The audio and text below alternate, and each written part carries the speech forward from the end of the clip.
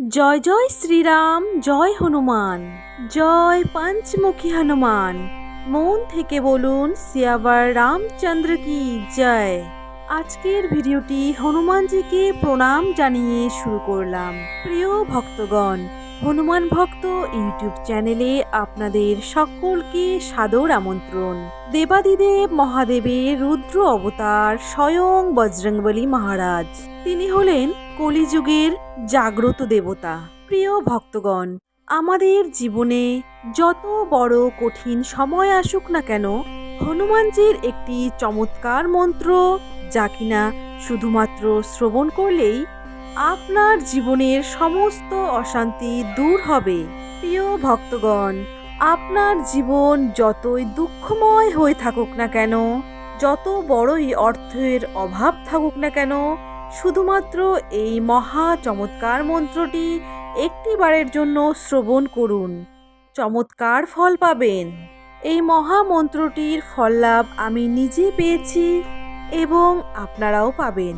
যদি আপনারা চান আপনাদের সমস্ত দুঃখ কষ্ট মুহূর্তের মধ্যেই দূর হয়ে যাক, তাহলে হনুমানজির এই অলৌকিক মন্ত্রটি 108 বার শ্রবণ করুন কিংবা জপ করুন।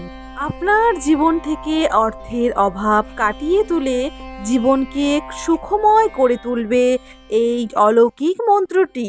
প্রিয় ভক্তগণ, এক ব্যক্তি চরম দুর্দশার মধ্যে তার দিন কাটছিল। সে এই মহা অলৌকিক মন্ত্রটি শ্রবণ করে কোটি টাকা লাভ করেছেন। শুধু তাই নয়, তার সংসার এখন সুখময় হয়ে গিয়েছে। তাই ভক্তগণ, আর দেরি না করে হনুমানজির এই চমৎকার মন্ত্রটি 108 বার সম্পূর্ণরূপে শ্রবণ করে নিন। আপনি নিজেই বুঝতে পারবেন এই মন্ত্রের প্রভাব ঠিক কতটা। আপনার সংসার হয়ে উঠবে সুখময়। জীবনের সমস্ত ঋণ কাটিয়ে তুলে জীবনকে আনন্দে ভরিয়ে তুলতে মন্ত্রটি শ্রবণ করে নিন। তবে হ্যাঁ ভক্তগণ, একটি অনুরোধ অবশ্যই করব। এই মন্ত্রের সম্পূর্ণ ফললাভ যদি পেতে চান, তাহলে অবশ্যই মন্ত্রটি সম্পূর্ণ 108 বার শ্রবণ করবেন। এই ভিডিওটিতে এই মন্ত্রটি সম্পূর্ণ 108 বার জপ করা হয়েছে। তাই আর দেরি না করে আসুন এই মহামন্ত্রটি আমরা 108 বার শ্রবণ করে নেই। ওম নমো ভগবতে বাসুদেবায়। ওম হং হনুমতে ধনবৃদ্ধি বশীকরণায় হং ফট স্বাহা। ওম হং হনুমতে ধনবৃদ্ধি বশীকরণায় হং ফট স্বাহা। ওম হং হনুমতে ধনবৃদ্ধি বশীকরণায় হং ফট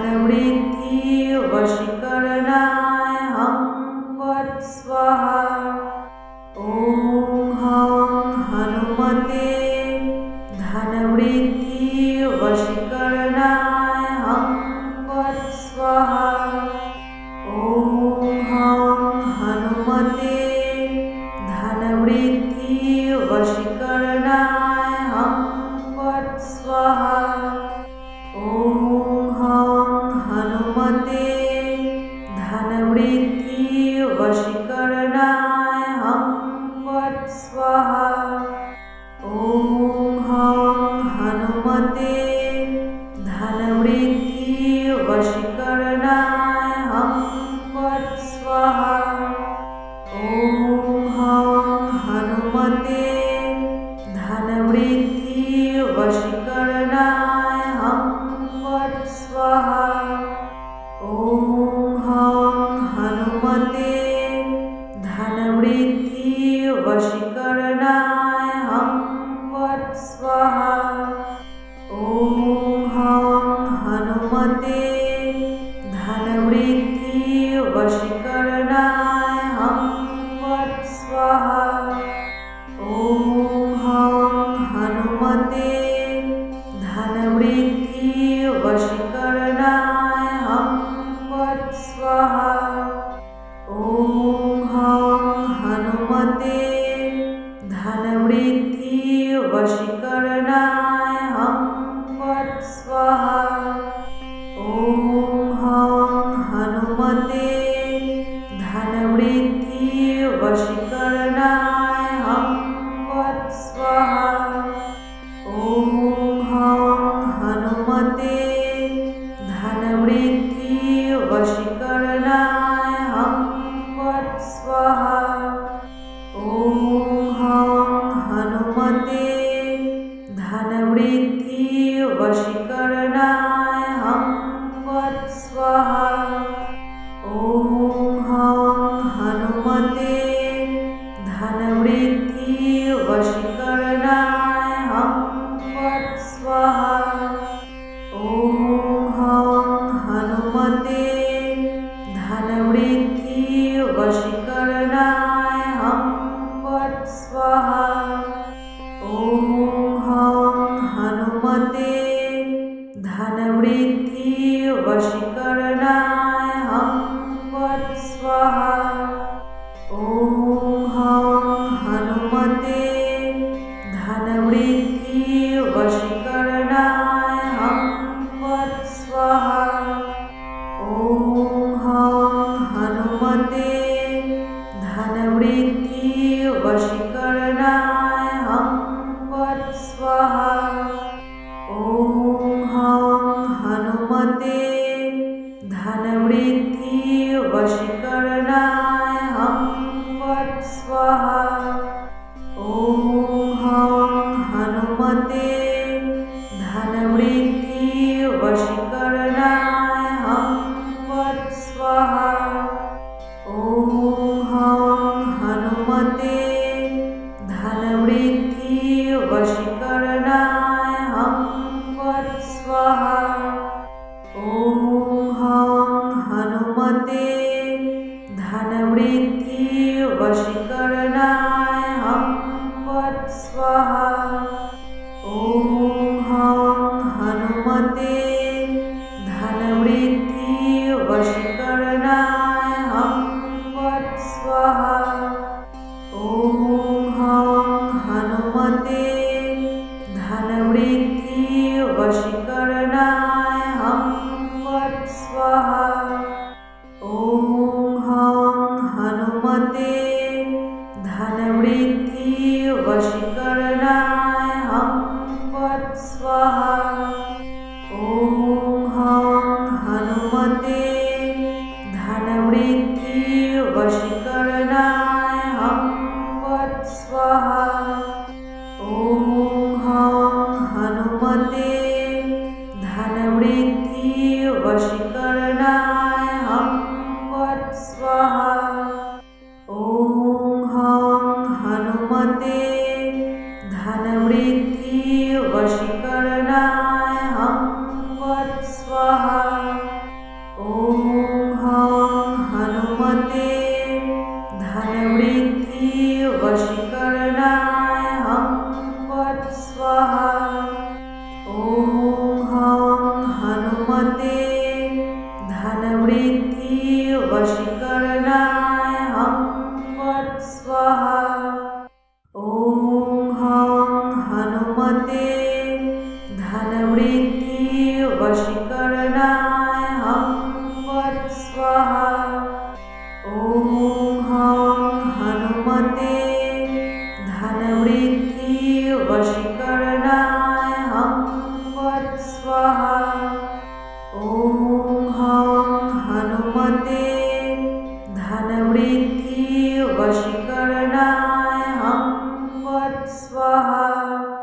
ॐ हं हनुमते धनवृद्धि वशीकरणाय हं फट् स्वाहा। ॐ हं हनुमते धनवृद्धि वशीकरणाय हं फट् स्वाहा। ॐ हं हनुमते धनवृद्धि वशीकरणाय हं फट् स्वाहा। ॐ हं हनुमते धनवृद्धि वशीकरणाय हं फट् स्वाहा। ॐ हं हनुमते धनवृद्धि वशीकरणाय हं फट् स्वाहा। ॐ हं हनुमते धनवृद्धि वशीकरणाय हं फट् स्वाहा। ॐ हं हनुमते धनवृद्धि वशीकरणाय हं फट् स्वाहा। ॐ हं हनुमते धनवृद्धि वशीकरणाय हं फट् स्वाहा। ॐ हं हनुमते धनवृद्धि वशीकरणाय हं फट् स्वाहा। ॐ हं हनुमते धनवृद्धि वशीकरणाय हं फट् स्वाहा। ॐ हं हनुमते धनवृद्धि वशीकरणाय हं फट् स्वाहा। ॐ हं हनुमते धनवृद्धि वशीकरणाय हं फट् स्वाहा। ॐ हं हनुमते धनवृद्धि वशीकरणाय हं फट् स्वाहा। ॐ हं हनुमते धनवृद्धि वशीकरणाय हं फट् स्वाहा। ॐ हं हनुमते धनवृद्धि वशीकरणाय हं फट् स्वाहा। ॐ हं हनुमते धनवृद्धि वशीकरणाय हं फट् स्वाहा। ॐ हं हनुमते धनवृद्धि वशीकरणाय हं फट् स्वाहा। ॐ हं हनुमते धनवृद्धि वशीकरणाय हं फट् स्वाहा। ॐ हं हनुमते धनवृद्धि वशीकरणाय हं फट् स्वाहा। ॐ हं हनुमते धनवृद्धि वशीकरणाय हं फट् स्वाहा। ॐ हं हनुमते धनवृद्धि वशीकरणाय हं फट् स्वाहा। ॐ हं हनुमते धनवृद्धि वशीकरणाय हं फट् स्वाहा। ॐ हं हनुमते धनवृद्धि वशीकरणाय हं फट् स्वाहा। ॐ हं हनुमते धनवृद्धि वशीकरणाय हं फट् स्वाहा। ॐ हं हनुमते धनवृद्धि वशीकरणाय हं फट् स्वाहा। ॐ हं हनुमते धनवृद्धि वशीकरणाय हं फट् स्वाहा। ॐ हं हनुमते धनवृद्धि वशीकरणाय हं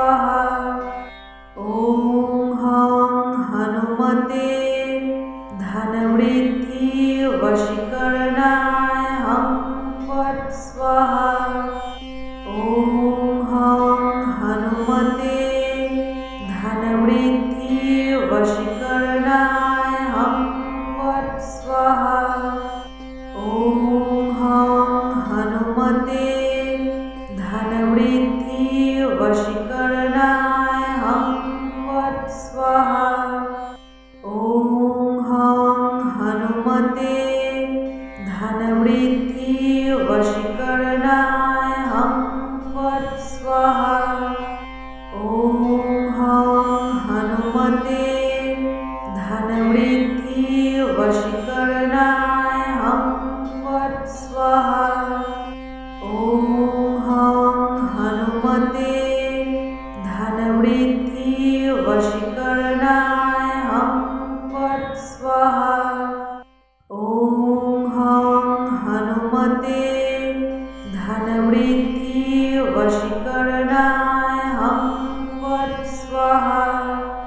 ॐ हं हनुमते धनवृद्धि वशीकरणाय हम फट् स्वाहा।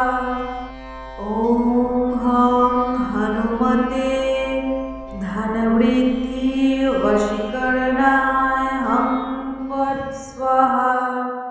ॐ हं हनुमते धनवृद्धि वशीकरणाय हम फट् स्वाहा। ॐ हं हनुमते धनवृद्धि वशीकरणाय हम फट् स्वाहा। ॐ हं हनुमते धनवृद्धि वशीकरणाय हम फट् स्वाहा। ॐ हं हनुमते धनवृद्धि वशीकरणाय हम फट् स्वाहा। ॐ हं हनुमते धनवृद्धि वशीकरणाय हम फट् स्वाहा। ॐ हं हनुमते धनवृद्धि वशीकरणाय हम फट् स्वाहा। ॐ हं हनुमते धनवृद्धि वशीकरणाय हम फट् स्वाहा। ॐ हं हनुमते धनवृद्धि वशीकरणाय हम फट् स्वाहा। ॐ हं हनुमते धनवृद्धि वशीकरणाय हम फट् स्वाहा। ॐ हं हनुमते धनवृद्धि वशीकरणाय हम फट् स्वाहा। ॐ हं हनुमते धनवृद्धि वशीकरणाय हम फट् स्वाहा। ॐ हं हनुमते धनवृद्धि वशीकरणाय हम फट् स्वाहा। ॐ हं हनुमते धनवृद्धि वशीकरणाय हम फट् स्वाहा। ॐ हं हनुमते धनवृद्धि वशीकरणाय हम फट् स्वाहा। ॐ हं हनुमते धनवृद्धि वशीकरणाय हम फट् स्वाहा। ॐ हं हनुमते धनवृद्धि वशीकरणाय हम फट् स्वाहा। ॐ हं हनुमते धनवृद्धि वशीकरणाय हम फट् स्वाहा।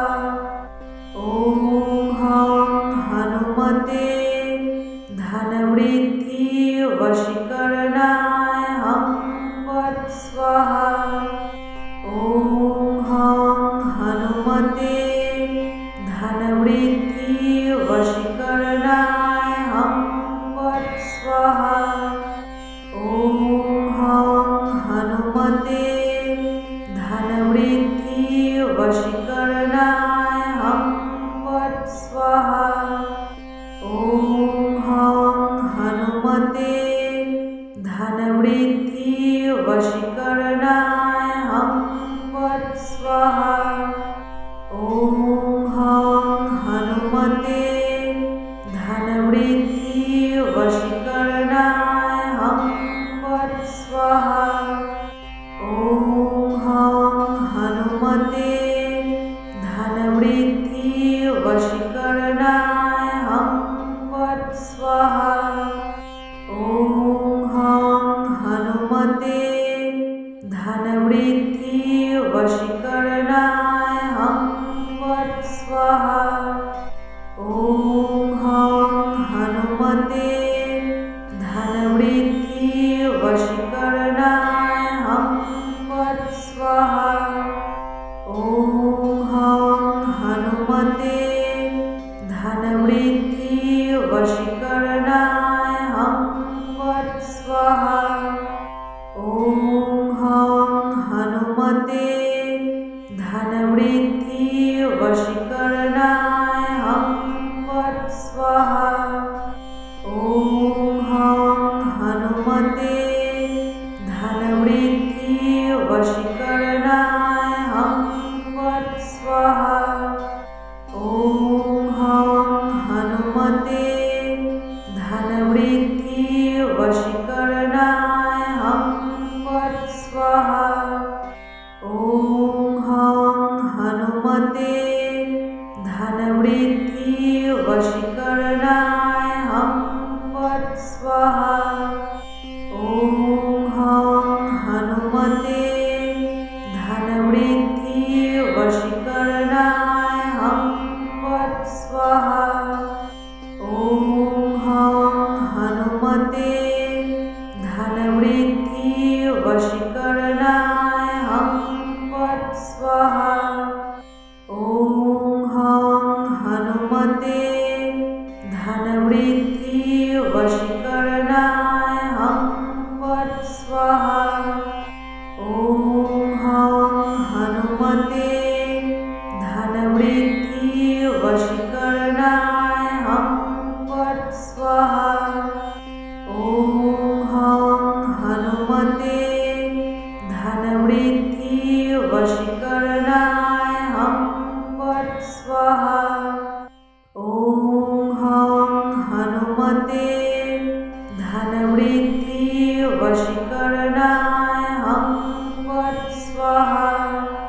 ॐ हं हनुमते धनवृद्धि वशीकरणाय हं फट् स्वाहा। ॐ हं हनुमते धनवृद्धि वशीकरणाय हं फट् स्वाहा। ॐ हं हनुमते धनवृद्धि वशीकरणाय हं फट् स्वाहा। ॐ हं हनुमते धनवृद्धि वशीकरणाय हं फट् स्वाहा। ॐ हं हनुमते धनवृद्धि वशीकरणाय हं फट् स्वाहा।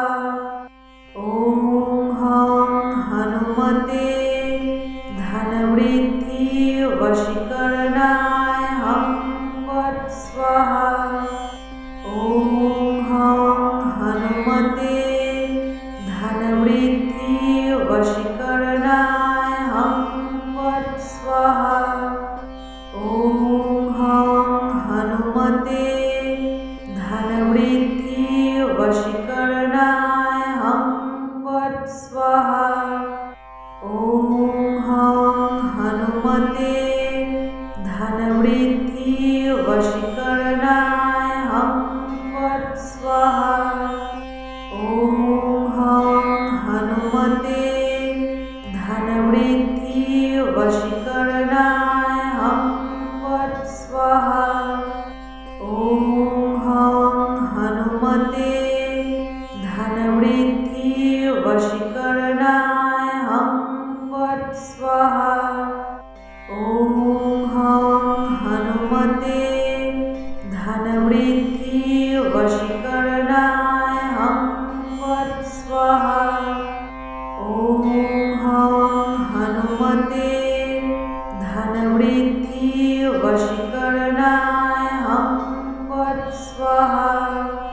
ॐ हं हनुमते धनवृद्धि वशीकरणाय हं फट् स्वाहा। ॐ हं हनुमते धनवृद्धि वशीकरणाय हं फट् स्वाहा। ॐ हं हनुमते धनवृद्धि वशीकरणाय हं फट् स्वाहा। ॐ हं हनुमते धनवृद्धि वशीकरणाय हं फट् स्वाहा। ॐ हं हनुमते धनवृद्धि वशीकरणाय हं फट् स्वाहा। ॐ हं हनुमते धनवृद्धि वशीकरणाय हं फट् स्वाहा। ॐ हं हनुमते धनवृद्धि वशीकरणाय हं फट् स्वाहा। ॐ हं हनुमते धनवृद्धि वशीकरणाय हं फट् स्वाहा। ॐ हं हनुमते धनवृद्धि वशीकरणाय हं फट् स्वाहा। ॐ हं हनुमते धनवृद्धि वशीकरणाय हं फट् स्वाहा। ॐ हं हनुमते धनवृद्धि वशीकरणाय हं फट् स्वाहा। ॐ हं हनुमते धनवृद्धि वशीकरणाय हं फट् स्वाहा। ॐ हं हनुमते धनवृद्धि वशीकरणाय हं फट् स्वाहा। ॐ हं हनुमते धनवृद्धि वशीकरणाय हं फट् स्वाहा। ॐ हं हनुमते धनवृद्धि वशीकरणाय हं फट् स्वाहा। ॐ हं हनुमते धनवृद्धि वशीकरणाय हं